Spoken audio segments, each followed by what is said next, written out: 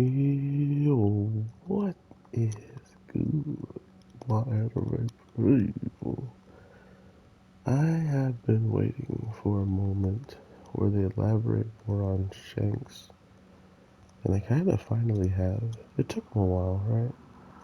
We've been sitting here wondering what's good, and yeah, we never really got too much more about him because he's just a character that is shrouded with mystery.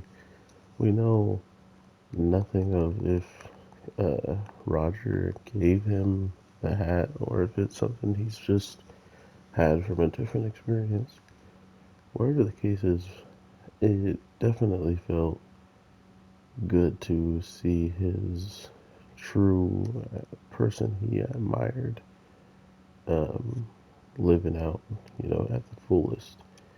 Not only that, seeing Roger and how he carried himself in a situation where not only is he about to fall to a disease, he never showcases it in front of his crew, which really begs the question of like, what did he expect of them towards the end of what we're really seeing unfold towards more of the previews, but I won't like get too much into it. But just knowing that he's been hiding how painful or like how close he truly is to his time, it's kind of crazy to think that he's just withholding it as good as he is, not really needing to indicate any of it to his crew because it's probably for the better in his mind as well, which is unfortunate because it's like if I knew it and I just kept living life like it wasn't there or like it wasn't the thing inhibiting me from slowing down and enjoying just things. Or, for instance, it goes to show you how much time or how rushed they are when they can't even wait for someone to recover from a cold, let alone, uh, you know, Odin's wife, who also needs to be left behind because of the journey it's taken a toll on her. Someone who had two kids and has just been continuously going down, you know, island to island. It's crazy to think that they're doing good, but having a doctor, having people like Odin and and just Roger in general to protect you probably makes it a little bit easier. Seeing how they dropped a big, a feat that Roger achieved by working with Garp by stopping Kaido, Whitebeard, and Big Mom. So, who were all on the team together. Uh, that being said, it was pretty clear that there's not much to challenge someone like Roger then if he's capable of fighting on par with those types of characters. So I think the one thing I didn't care for was that there wasn't any other showcases of power because they have already set that up. They've already told you one of the most important fights has already happened. And I wonder if that's something that has to do with why he is the way he is. Is it because of the way he fights and he pushed himself too ridiculously hard against opponents like that?